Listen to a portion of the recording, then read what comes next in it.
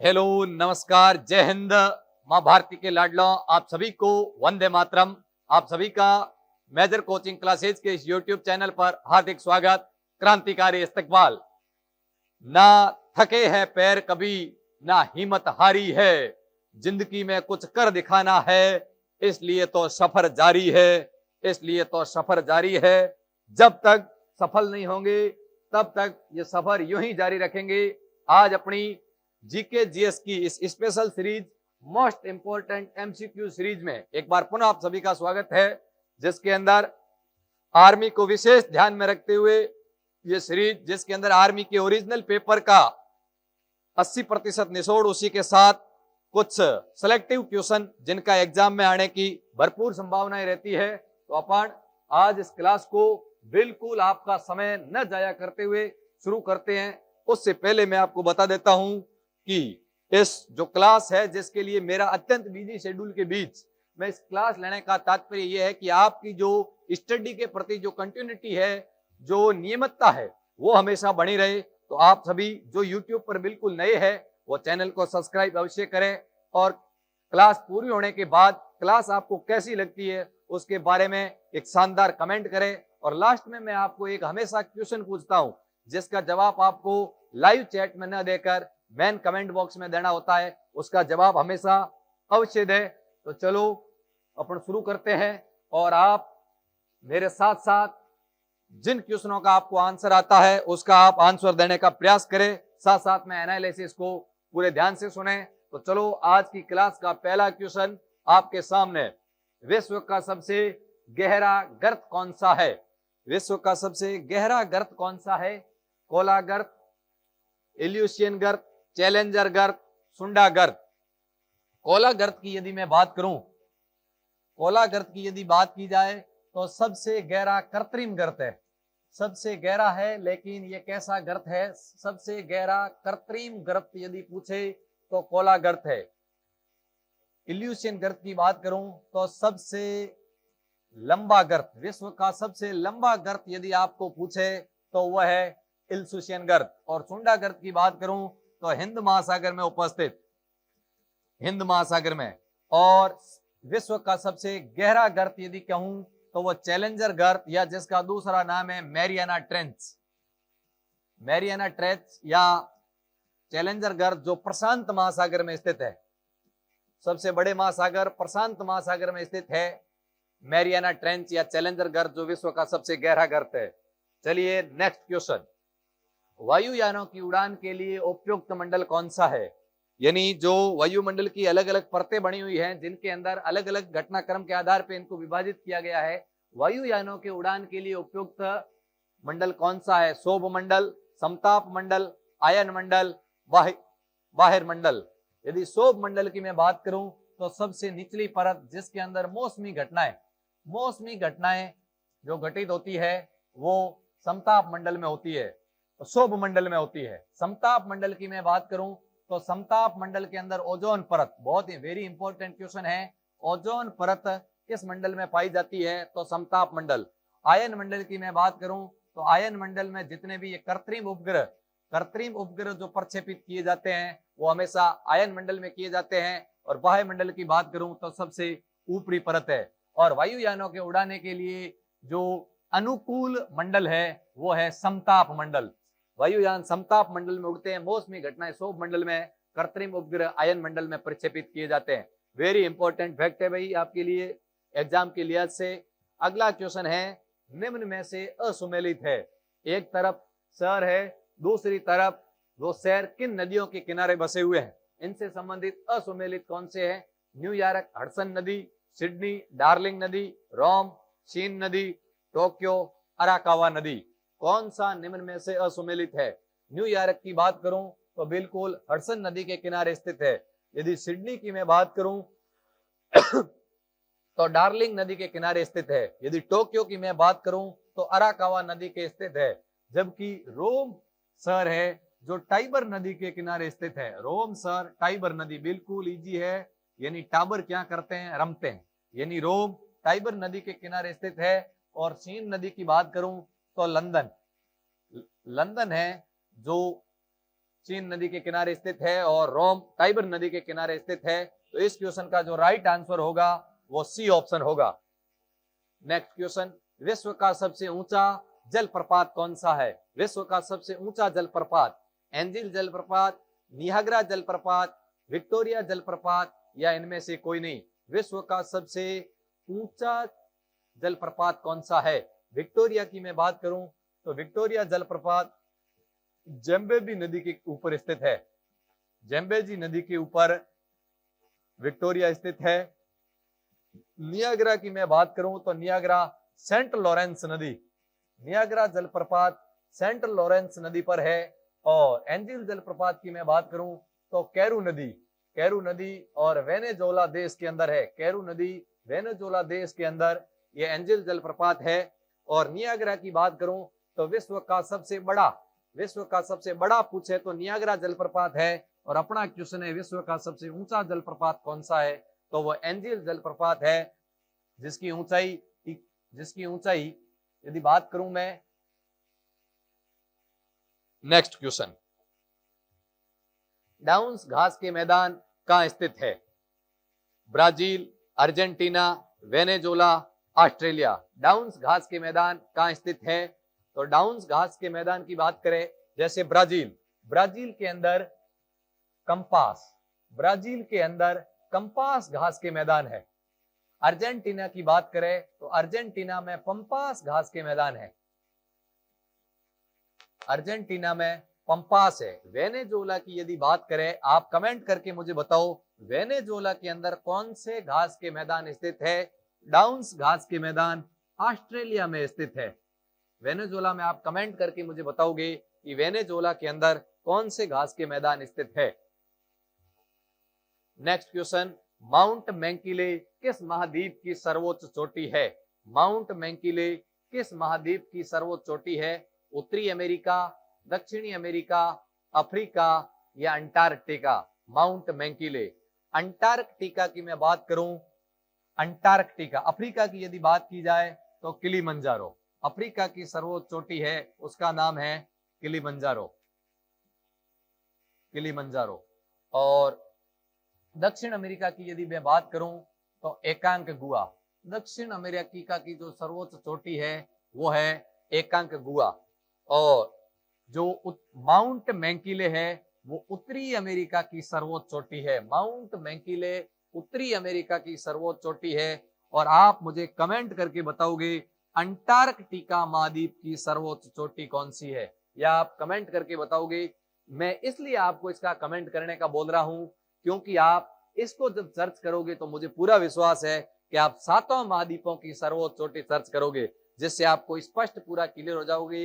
एक दो बार अपने हाथों से यदि गूगल के या किसी भी स्रोत से आप जब सर्च करोगे, देखोगे, 2-4 बार पढ़ोगे, तो मैं कह रहा हूं आपको सातों महाद्वीपों की याद हो जाएगी। आपके एग्जाम में न जाने कौन से महाद्वीप की सर्वोच्च चोटी पूछी जा सकती है। तो इसलिए ये मैं इसलिए दे रहा हूं कि आप उसके माध्यम से सारे पढ़ सको। तो आपको कमेंट करके जरूर इस क्वेश्चन का आंसर देना है। नेक्स्ट क्वेश्चन, किस अधिनियम को मॉन्टेग्यू चेम्सफोर्ड अधिनियम कहा जाता है? यानी किस अधिनियम को मॉन्टेग्यू चेम्सफोर्ड अधिनियम कहा जाता है? 1919, 1909, 1919, 1935, 1947। 1947 अधिनियम की बात करूं तो भारत स्वतंत्रता शासन अधिनियम, 1947 में भारत स्वतंत्रता शासन अधिनियम। और 1935 की बात करूं तो भारत शासन अधिनियम, भारत शासन अधिनियम 1935 के अंदर आया। और जो 1909 का है, 1909 जिसको कहते हैं मार्ले मिंटो अधिनियम, मार्ले मिंटो अधिनियम, मार्ले मिंटो अधिनियम। और अपना क्वेश्चन है मॉन्टेस्क्यू चेम्सफोर्ड अधिनियम किसे कहा जाता है? तो 1919 के अधिनियम को मॉन्टेस्क्यू चेम्सफोर्ड अधिनियम कहा जाता है। नेक्स्ट क्वेश्चन, संविधान सभा का संवैधानिक सलाहकार कौन था? संविधान सभा का संवैधानिक सलाहकार कौन था? BN राव, भीमराव अंबेडकर, सरदार वल्लभ भाई पटेल, राजेंद्र प्रसाद। संविधान सभा का संवैधानिक सलाहकार पूछा है। राजेंद्र प्रसाद की मैं बात करूं तो ये संविधान सभा के स्थायी अध्यक्ष थे। संविधान सभा के यदि स्थायी अध्यक्ष पूछे तो कौन थे? राजेंद्र प्रसाद। और सरदार वल्लभ भाई पटेल की मैं बात करूं तो ये प्रांतीय समिति के अध्यक्ष थे। प्रांतीय समिति के जो अध्यक्ष थे वो थे सरदार वल्लभ भाई पटेल। डॉक्टर भीमराव अंबेडकर की बात करूं तो प्रारूप समिति के, संविधान की प्रारूप समिति के जो अध्यक्ष थे वो थे डॉक्टर भीमराव अंबेडकर। और जो संवैधानिक सलाहकार थे वो थे बी.एन. राव। संविधान सभा के संवैधानिक सलाहकार बी.एन. राव थे। नेक्स्ट क्वेश्चन, दिल्ली का प्राचीन नाम क्या था? दिल्ली का प्राचीन नाम क्या था? मैं कहना चाहूंगा, भारत की पहचान हो तुम, दिल्ली का दिल हो तुम, सरहद का अरमान हो तुम, और भारत का नाम हो तुम, और भारत का नाम हो तुम। तो आप युवाओं, आने ये पीढ़ी, आप हिंदुस्तान और इस दिल्ली का दिल हो, तो बताओ दिल्ली का प्राचीन नाम क्या था? विराटनगर, राजगृह, श्रावस्ती, इंद्रप्रस्थ। यदि महाभारत को भी आपने कभी पढ़ा है तो इस बात का जिक्र जरूर हुआ है। बड़े बुजुर्ग भी कहते हैं दिल्ली के बारे में थोड़ी बहुत कहानियां। तो दिल्ली का प्राचीन नाम, विराटनगर की मैं बात करूं तो ये मत्स्य जनपद की जो राजधानी थी वो विराटनगर थी, जो वर्तमान में जयपुर राजस्थान माना जाता है। राजगृह, श्रावस्ती या इंद्रप्रस्थ। तो दिल्ली का जो प्राचीन नाम था वो इंद्रप्रस्थ था, और राजगृह जो थी वो मगध की राजधानी थी। सबसे शक्तिशाली जो महाजनपद था मगध की राजधानी का नाम राजगृह था। और इंद्रप्रस्थ की मैं बात करूं तो दिल्ली का जो प्राचीन नाम था वो इंद्रप्रस्थ था।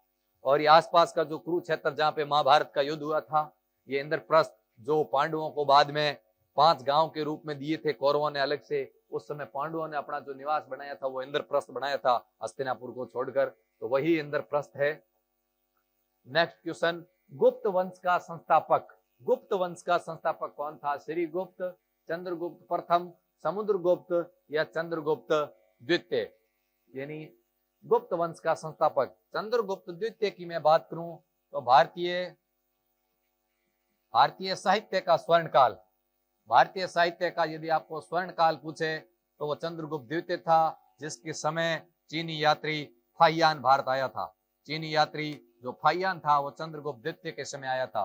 समुद्रगुप्त की मैं बात करूं तो समुद्रगुप्त को भारत का नेपोलियन, ये तो आप सभी को पता है, बहुत इजी क्वेश्चन है, भारत का नेपोलियन। इसके अलावा समुद्रगुप्त को 100 युद्धों का विजेता कहा जाता है। 100 युद्धों का विजेता समुद्रगुप्त को कहा जाता है, 100 युद्धों का विजेता। और चंद्रगुप्त प्रथम की बात करूं तो ये गुप्त वंश का वास्तविक संस्थापक, गुप्त वंश का यदि वास्तविक संस्थापक आपको पूछे तो चंद्रगुप्त प्रथम है।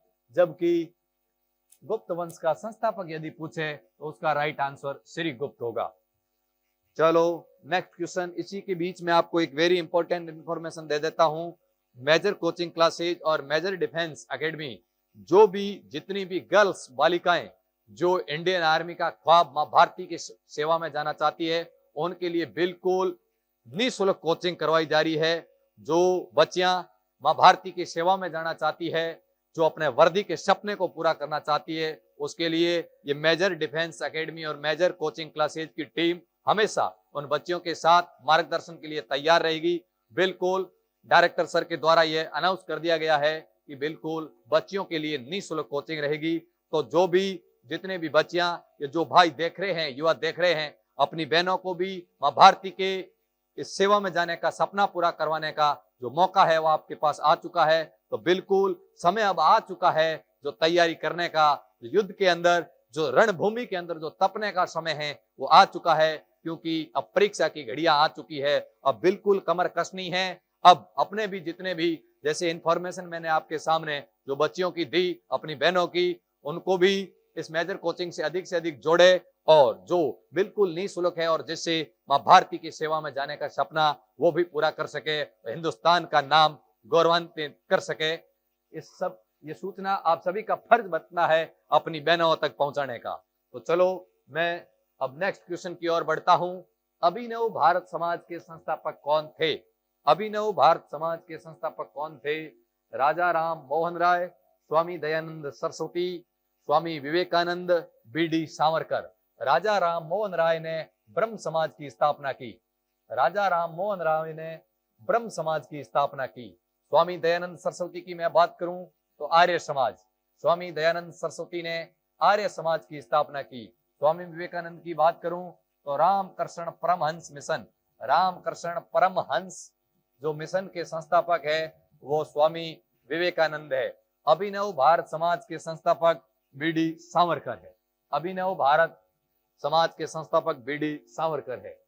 नेक्स्ट क्वेश्चन, द्वितीय विश्व युद्ध कब हुआ? दो विश्व युद्ध हो चुके हैं।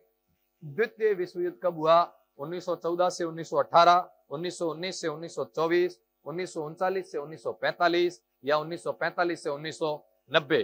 द्वितीय विश्व युद्ध कब हुआ? प्रथम विश्व युद्ध की मैं बात करूं तो 1914 से 1918 के मध्य हुआ। यह फर्स्ट वर्ल्ड वार हुआ, प्रथम विश्व युद्ध हुआ। ये तो बात हो गई। और 1945 से 1990 की बात करूं तो ये शीत युद्ध हुआ, अमेरिका और रूस के मध्य हुआ, जिसके कारण उस सोवियत संघ का विखंडन हुआ, जिसमें से रूस और बाकी वाले ये सारे छोटे छोटे देश बने। सोवियत संघ का विखंडन शीत युद्ध के कारण हुआ। तो देखिए आप 45 साल का लंबा संघर्ष था। और द्वितीय विश्व युद्ध की बात करूं, द्वितीय world war, second world war, तो मैं बात करूं तो 1939 से 1945 के मध्य हुआ था। और जब 1945 के अंदर अमेरिका ने जापान के नागासाकी और हिरोशिमा 6 अगस्त और 9 अगस्त को जब बम गिराए थे, तब द्वितीय विश्व युद्ध समाप्त हुआ था। सन 1939 से 1945 के मध्य चला। नेक्स्ट क्वेश्चन, भारत में वर्तमान में कितने राज्य व केंद्र शासित प्रदेश है? क्वेश्चन देखने को बहुत इजी है, लेकिन काफी सारे विद्यार्थियों के अभी तक ये क्वेश्चन गलत हो रहा है, क्योंकि इसमें काफी अपडेट हुआ है। हाल ही के वर्षों के अंदर ये आंकड़े में परिवर्तन हुआ है। तो भारत में वर्तमान में कुल कितने राज्य वो कितने केंद्र शासित प्रदेश है? 29 व 7, 29 व 9, 28 व 8, 28 व 7। तो बिल्कुल देखिए, मैं बात करूं 31 अक्टूबर 2019, 31 अक्टूबर 2019 को लद्दाख तथा जम्मू कश्मीर को केंद्र शासित प्रदेश बनाया गया।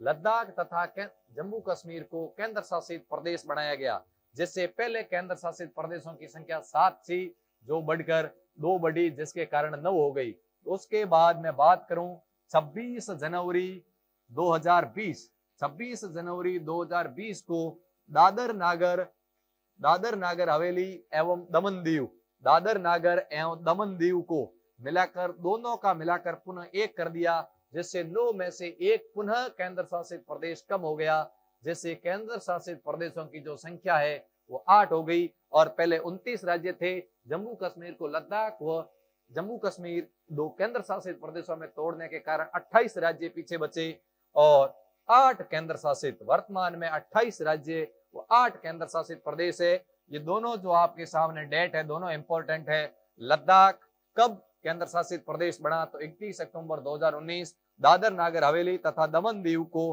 कब सम्मिलित रूप से एक यूटी बना दिया गया, केंद्र शासित प्रदेश बना दिया गया? तो 26 जनवरी 2020। वेरी वेरी इंपॉर्टेंट क्वेश्चन है। नेक्स्ट क्वेश्चन, भारत में बाघ परियोजना की शुरुआत कब हुई? भारत में बाघ परियोजना की शुरुआत कब हुई?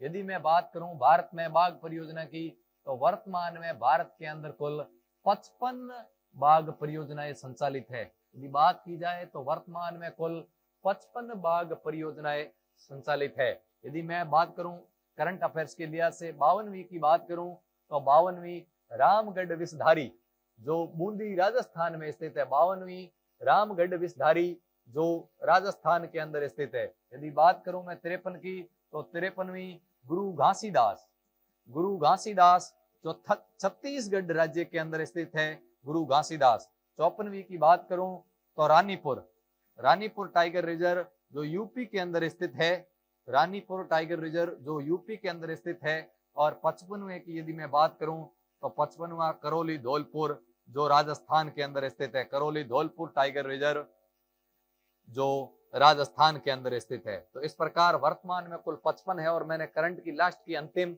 लेटेस्ट चारों मैंने आपके सामने लिख दी है। और इस बाघ परियोजना की शुरुआत भारत के अंदर सन 1973 में की गई, सन 1973 में की गई। करंट अफेयर्स के लिहाज से वेरी इंपॉर्टेंट क्वेश्चन है।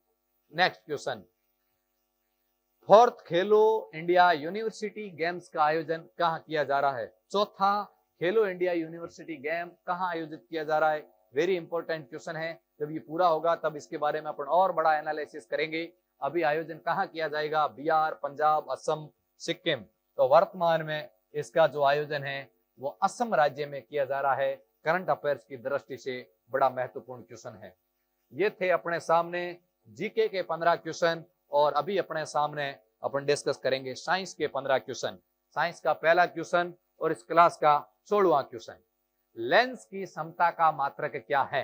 लेंस की समता का मात्रक, एक होता है उत्तल लेंस और एक होता है अवतल लेंस। जब समता के बारे में ये क्वेश्चन है तो उत्तल लेंस की समता हमेशा धनात्मक होती है और अवतल लेंस की समता हमेशा ऋणात्मक होती है। ये आपको ध्यान रखना है। और लेंस की समता किसमें मापी जाती है? यदि पास्कल की मैं बात करूं तो पास्कल दाब का मात्रक है। पास्कल किसका मात्रक है? दाब का। यदि कूलाम की मैं बात करूं तो कूलाम विद्युत आवेश का। कूलाम की यदि बात की जाए, कूलाम किसका मात्रक है? तो कूलाम विद्युत आवेश का है। कूलाम विद्युत आवेश का है। और एंगस्ट्रम की मैं बात करूं तो एंगस्ट्रम तरंग दैर्ध्य, एंगस्ट्रम तरंग दैर्ध्य का मात्रक है। और लेंस की समता का मात्रक डायोप्टर है, जिसको डी से प्रदर्शित किया जाता है। उत्तल लेंस की धनात्मक और अवतल लेंस की ऋणात्मक समता होती है। बिल्कुल। नेक्स्ट क्वेश्चन, तारों का टिमटिमाना प्रकाश की किस घटना पर आधारित है? Very important question. तारों का टिमटिमाना किस घटना पर आधारित है? प्रकाश का परावर्तन, प्रकाश का अपवर्तन, प्रकाश का प्रकीर्णन, प्रकाश का पूर्ण आंतरिक परावर्तन। यदि प्रकाश के पूर्ण आंतरिक परावर्तन के आधार पर घटना की बात करें, जैसे हीरे का चमकना, जैसे हीरे का चमकना, हीरे का चमकना, मृग तृष्णा का दिखाई देना, जो भी चमकने की जब भी बात आती है तो पूर्ण आंतरिक परावर्तन, प्रकीर्णन के कारण आकाश का रंग नीला दिखाई देना, आकाश का रंग नीला दिखाई देना प्रकीर्णन पर आधारित है। अपवर्त और परावर्तन की बात करूं, कोई भी वस्तु हमें दिखाई देती है वो परावर्तन के कारण दिखाई देती है। जैसे आपके कमेंट मुझे दिखाई दे रहे हैं और मैं आपको पढ़ाता हुआ दिखाई दे रहा हूं, ये सब परावर्तन के कारण ही दिखाई दे रहा है। और मुझे पूर्ण विश्वास है कि आप प्रत्येक क्वेश्चन का आंसर बिल्कुल, जब तक मैं राइट टिक नहीं लगाता हूं तब उस क्वेश्चन का आंसर आप लाइव चैट के अंदर दे रहे हो, बड़ी एक्टिवता के साथ दे रहे हो। और हमेशा जब आपके सामने 7 बजे क्लास आती है उसको आप बड़े धड़ नीचे के साथ लाइव देखा करो, अधिक से अधिक क्वेश्चन देने का आंसर का प्रयास करो। और जिस क्वेश्चन का मैं कहता हूं इसका कमेंट बॉक्स के अंदर लिखकर जवाब दो। उसकी जब क्लास पूरी होती है तब आप मेन कमेंट बॉक्स के अंदर लिखकर भी जवाब दिया करो, ताकि क्लास पूरी होने के बाद मैं आराम से एक एक कमेंट को पढ़ सकूं। मैं देखता हूं काफी सारे विद्यार्थियों के, मैं अभी नाम नहीं लेना चाहूं तो अभी बहुत सारे विद्यार्थी जिनका मैं देखता हूं परमानेंट क्लास देखते हैं, तो उनका हमेशा मैं देखता हूं लाइव चैट के अंदर वो अधिक से अधिक क्वेश्चनों के आंसर बताने का प्रयास करते हैं। और जब क्लास पूरी होती है तब एक मेरे लिए भी शानदार कमेंट कर दिया करो, जिससे मेरा और मेरी टीम का हौसला हमेशा बरकरार रहे और लगे कि वाकई में हमारे द्वारा की गई मेहनत हमारे इन विद्यार्थियों के, इन मां भारती के लाडलों के लिए कामयाब और रामबाण साबित हो रही है। तो चलो अब बिल्कुल समय जाया न करते हुए, तारों का टिमटिमाना, पानी में रखी पेंसिल का मुड़ा हुआ दिखाई देना, पानी में रखा नींबू का फूला हुआ दिखाई देना, ये सब प्रकाश के अपवर्तन पर आधारित है। ये है आवारा तत्व। आवारा तत्व, देखो नाम बड़ा गमगीन है। आवारा तत्व किसे कहा जाता है? हाइड्रोजन को, ऑक्सीजन को, नाइट्रोजन को, हीलियम को आवारा तत्व। परमाणु सारणी के अंदर, परमाणु जो आवर्त सारणी है, आवर्त सारणी के अंदर एकमात्र ऐसा तत्व है जो अधातु होते हुए भी धातुओं की तरफ पाया जाता है, इसलिए उसको आवारा तत्व कहते हैं, जिसका परमाणु क्रमांक 1 है, और वो है आवारा तत्व हाइड्रोजन, जिसका परमाणु क्रमांक 1 है। नेक्स्ट क्वेश्चन, गाड़ी की बैटरियों में कौन सा अम्ल प्रयुक्त किया जाता है? गाड़ी की बैटरियों में कौन सा अम्ल प्रयुक्त किया जाता है? सल्फ्यूरिक अम्ल, नाइट्रिक अम्ल, हाइड्रोक्लोरिक अम्ल, इनमें से कोई नहीं। सल्फ्यूरिक अम्ल का रासायनिक फॉर्मूले की बात करूं तो H2HO4, नाइट्रिक अम्ल की बात करी जाए तो HNO3, हाइड्रोक्लोरिक अम्ल की बात करी जाए तो HCl। गाड़ी की बैटरियों में कौन सा अम्ल उपयोगी है? तो वो है सल्फ्यूरिक अम्ल। सल्फ्यूरिक अम्ल का उपयोग गाड़ी की बैटरियों के लिए किया जाता है। नेक्स्ट क्वेश्चन, आधुनिक आवर्त सारणी के जनक कौन है? हेनरी कैवेंडिश, हेनरी मोजले, रदरफोर्ड, मेंडलिफ। आधुनिक आवर्त सारणी के जनक कौन है? हेनरी कैवेंडिश की मैं बात करूं तो हेनरी कैवेंडिश हाइड्रोजन के खोजकर्ता। यदि आपको पूछे हाइड्रोजन के खोजकर्ता कौन है? तो वो है हेनरी कैवेंडिश। हाइड्रोजन के खोजकर्ता हेनरी कैवेंडिश है। रदरफोर्ड की मैं बात करूं तो रदरफोर्ड नाइट्रोजन के खोजकर्ता, अल्फा एवं बीटा गामा किरणों के खोज, अल्फा और बीटा के खोजकर्ता। मेंडलीव की बात करूं तो आवर्त सारणी के जनक, आवर्त सारणी के यदि आपको जनक पूछे आवर्त सारणी के जनक कौन है तो वो मेंडलीव है। जबकि जो वर्तमान में आधुनिक आवर्त सारणी चल रही है उसके जो खोजकर्ता या आधुनिक आवर्त सारणी के जनक कौन है तो वो हेनरी मोजले हैं। जबकि सबसे पहले तत्वों को आवर्त रूप में जमाने का जो श्रेय दिया जाता है वो मेंडलीव को दिया जाता है। मेंडलीव की आवर्त सारणी परमाणु भार पर आधारित थी, जबकि आधुनिक आवर्त सारणी परमाणु क्रमांक पर आधारित है। ये इनके अंदर बड़ा प्रमुख और मुख्य अंतर है। नेक्स्ट क्वेश्चन, अमीटर को परिपथ में किस क्रम में लगाया जाता है? अमीटर को परिपथ के अंदर किस क्रम में लगाया जाता है? श्रेणी क्रम, समांतर क्रम, उपयुक्त तो दोनों, इनमें से कोई नहीं। यानी विद्युत धारा जो दोनों क्रम में लगाई जाती है, श्रेणी क्रम और समांतर क्रम, ये पूछा जा रहा है अमीटर। यदि मैं बात करूं घरेलू उपकरण, घरेलू जो उपकरण होते हैं, घरेलू जो परिपथ होता है वो समांतर क्रम के अंदर लगता है। और अमीटर की यदि बात की जाए तो अमीटर हमेशा श्रेणी क्रम में लगाया जाता है। कौन से क्रम में? श्रेणी क्रम में। नेक्स्ट क्वेश्चन, अंगूर और इमली में कौन सा अम्ल पाया जाता है? अंगूर और इमली में कौन सा अम्ल पाया जाता है? मैं कितना भी थका हुआ होता हूं लेकिन जब कैमरे के सामने आपके समक्ष जब उपस्थित होता हूं तो हमेशा चेहरे पर मुस्कान लेकर खड़ा होता हूं। आप भी जब तक अपनी मेहनत को यूं कामयाब रखो और चेहरे पर हमेशा आब और मुस्कान जारी रखो और अनवंत रूप से हर एक जो पॉजिटिविटी के साथ में आप यूं ही, मैं कहता हूं, स्टडी के साथ कंटिन्यूटी बनाई रखिए। मैं कहता हूं आपके हुनर को एकदम दुनिया सलाम ठोकेगी, इसमें कोई दो राय नहीं है। तो बिल्कुल अब अपने क्वेश्चन का आंसर दो। अंगूर और इमली में कौन सा अम्ल पाया जाता है? लैक्टिक अम्ल, सिट्रिक अम्ल, एसिटिक अम्ल या टार्ट्रिक अम्ल? बताओ देखे भाई, अंगूर और इमली में लैक्टिक अम्ल की मैं बात करूं तो खट्टा दूध या दही के अंदर कौन सा अम्ल पाया जाता है? तो लैक्टिक अम्ल।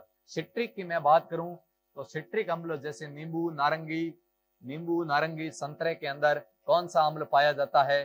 तो वो सिट्रिक अम्ल। एसिटिक की मैं बात करूं तो सिरके के अंदर, सिरके में कौन सा अम्ल पाया जाता है? तो एसिटिक। आपको याद रखना है, कंफ्यूज नहीं होना, सी से सी का मिलाप नहीं है।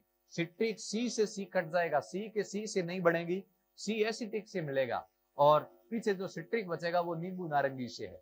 और अंगूर और इमली के अंदर यदि आपको पूछे तो वो टार्ट्रिक अम्ल है। वेरी इंपॉर्टेंट क्वेश्चन है। चलो, रेडियो एक्टिव होने के कारण किस गैस का प्रयोग कैंसर के इलाज के लिए किया जाता है? रेडियो एक्टिव जो गैस है वो रेडियो एक्टिव होने के कारण उसका उपयोग कैंसर के इलाज में किया जाता है। वेरी इंपॉर्टेंट है। कैंसर के इलाज में उपयोगी गैस कौन सी है? Krypton, argon, radon, helium. Helium की मैं बात करूं तो हीलियम सबसे हल्की गैस, अक्रिय गैस भी है और सबसे हल्की गैस, हीलियम सबसे हल्की गैस। और आर्गन की मैं बात करूं तो विद्युत बल्ब में भरी जाने वाली गैस, विद्युत बल्ब में भरी जाने वाली गैस यदि पूछे, विद्युत बल्ब में भरी जाने वाली गैस तो वो आर्गन है। और कैंसर के उपचार में उपयोगी यदि आपको गैस पूछे तो वो रेडॉन है। कौन सी है? रेडॉन कैंसर के उपचार में उपयोगी है। बिल्कुल। नेक्स्ट क्वेश्चन, आंसू कौन सी ग्रंथि से स्रावित होते हैं? आंखों के अंदर जो डब डब भरिया नैन बनी सारा, वो आंसू, आंसू कौन सी ग्रंथि से स्रावित होते हैं? ड्रैकाइमल, सलेस्मा, थायराइड, इनमें से कोई नहीं। तो आंसू है जो ड्रैकाइमल ग्रंथि से स्रावित होते हैं। किससे होते हैं? ड्रैकाइमल ग्रंथि। सलेस्मा ग्रंथि जो नाक के अंदर पाई जाती है, जिसकी सीजन सर्दी की ऋतु में बहुत भरपूर रहती है। बीसीजी का टीका किस रोग के रोकथाम के लिए लगाया जाता है? बीसीजी का टीका किस रोग के रोकथाम के लिए लगाया जाता है? एड्स, टीबी, चेचक, टाइफाइड, किसके लिए लगाया जाता है भाई बीसीजी का टीका? एड्स के लिए एक टीका है जिसका नाम है ELISA test. Very important question है। एलिजा टेस्ट का संबंध किससे है? एलिजा टेस्ट का संबंध एड्स से है।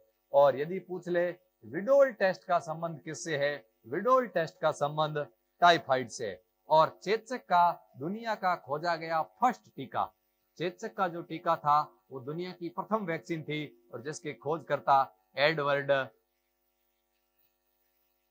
खोजकर्ता कौन थे भाई? Edward Jenner. चेचक के टीके की खोज एडवर्ड जेनर ने की। और बीसीजी का जो टीका है, जिसका पूरा नाम होता है, बीसीजी का पूरा नाम होता है बैसिलस कोलमेट-गुरिन, बैसिलस कोलमेट-गुरिन। और जो टीबी, जिसको क्षय रोग या तपेदिक कहा जाता है, टीबी को क्षय रोग या तपेदिक भी कहा जाता है, जिसके लिए बीसीजी का टीका लगाया जाता है। नेक्स्ट क्वेश्चन, मानव शरीर की रासायनिक प्रयोगशाला किसे कहा जाता है? आमाशय को, अग्नाशय को, यकृत को, हृदय को? किसे मानव शरीर की रासायनिक प्रयोगशाला कहा जाता है? आमाशय से मैं बात करूं तो HCl अम्ल, HCl अम्ल जो स्रावित होता है वो आमाशय से होता है। इंसुलिन हार्मोन का जो स्रावण होता है वो अग्नाशय से होता है। और हृदय का काम है रक्त को पंपिंग करना, यानी रक्त परिचलन तंत्र में जो सबसे सहायक है वो हृदय है। और यकृत को शरीर की रासायनिक प्रयोगशाला कहा जाता है। क्यों कहा जाता है? क्योंकि ये ग्लूकोज को ग्लाइकोजन के रूप में परिवर्तित करता है और अपने अंदर हिपेरिन नामक प्रोटीन का संश्लेषण श्रवण करता है, जो शरीर के अंदर रक्त को थक्का बनने से रोकती है। कई सारी क्रियाओं के कारण इसको शरीर की रासायनिक प्रयोगशाला कहा जाता है। जो शरीर की सबसे बड़ी ग्रंथि है वो है यकृत, और ये इसी को बोलते हैं रासायनिक प्रयोगशाला। अगला क्वेश्चन, पेस मेकर का संबंध किससे है? पेस मेकर का संबंध किससे है? किडनी से, हृदय से, यकृत से, मस्तिष्क से? पेस मेकर का संबंध किससे है?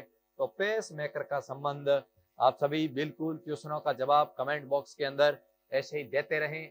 तो पेस मेकर का संबंध किससे है? तो पेस मेकर का जो संबंध है वो हृदय से। किससे है? हृदय से। नेक्स्ट क्वेश्चन, पौधों की पत्तियों में उपस्थित क्लोरोफिल में कौन सा तत्व पाया जाता है? पौधों की पत्तियों में उपस्थित क्लोरोफिल में कौन सा तत्व पाया जाता है? आपको पता है, जो पौधे भोजन बनाने के लिए जो कार्बन डाइऑक्साइड गैस तथा सूर्य के प्रकाश के साथ साथ क्लोरोफिल की उपस्थिति में पौधे अपना भोजन बनाते हैं, जिसको प्रकाश संश्लेषण की क्रिया कहते हैं। और क्लोरोफिल में कौन सा तत्व पाया जाता है? बात करें अपन लोहा, तो जो मानव के रक्त में आरबीसी के अंदर जो हीमोग्लोबिन पाया जाता है, हीमोग्लोबिन के अंदर लोहा उपस्थित होता है। और टंगस्टन की तो आप सभी को पता ही है, बल्ब का जो फिलामेंट है, इससे रिलेटिव ये एग्जाम में क्वेश्चन बहुत पूछा जाता है, बल्ब का फिलामेंट किससे बना हुआ होता है? तो वो टंगस्टन से होता है। और पौधों की पत्तियों के अंदर मैग्नीशियम पाया जाता है। आप मुझे कमेंट करके बताओगे टंगस्टन का प्रतीक क्या है? टंगस्टन का प्रतीक क्या है? किस इंग्लिश अक्षर के द्वारा टंगस्टन को प्रदर्शित किया जाता है? टंगस्टन का प्रतीक क्या है? या आप कमेंट बॉक्स के अंदर कमेंट करके बताओगे। और अब एक क्वेश्चन बीच में से टाइप करते समय टेक्निकल टीम के उठ गया है, अपने एक क्वेश्चन इन्होंने कम कर दिया है। चलो आज की क्लास का लास्ट क्वेश्चन, पादपों द्वारा श्वसन में ली जाने वाली गैस कौन सी है? पादपों द्वारा श्वसन में ली जाने वाली gas carbon dioxide, oxygen, nitrogen, इनमें से कोई नहीं। पादपों द्वारा श्वसन में ली जाने वाली गैस कौन सी है? तो बताओ। देखे, जो जीव जैसे प्राणी है, प्राणी श्वसन में कौन सी गैस लेते हैं? ऑक्सीजन। तो ठीक, पादप भी श्वसन प्रक्रिया के अंदर पादप भी ऑक्सीजन गैस ही ग्रहण करते हैं। जबकि जब पौधे भोजन बनाते हैं, जब पौधे क्या बनाते हैं? पौधे जब भोजन बनाते हैं तो भोजन बनाते समय पौधे कार्बन डाइऑक्साइड गैस का उपयोग करते हैं तथा ऑक्सीजन गैस का उत्सर्जन करते हैं। जबकि पौधों में जब श्वसन, सूर्य के प्रकाश की अनुपस्थिति में जब श्वसन की प्रक्रिया होती है और ऑक्सीजन का निर्माण करना वो बंद कर देते हैं, उस समय वो पुनः ऑक्सीजन का ही शोषण प्रारंभ करते हैं। इसलिए कहते हैं कि रात के समय, यानी सूर्य के प्रकाश की अनुपस्थिति में पौधे के नीचे नहीं सोना चाहिए रात के समय, जैसे क्योंकि वो भी ऑक्सीजन ग्रहण करता है। तो बिल्कुल इसमें बिल्कुल कंफ्यूज नहीं होना है। पादप श्वसन में ऑक्सीजन लेते हैं, जबकि भोजन ग्रहण करते समय कार्बन डाइऑक्साइड लेते हैं।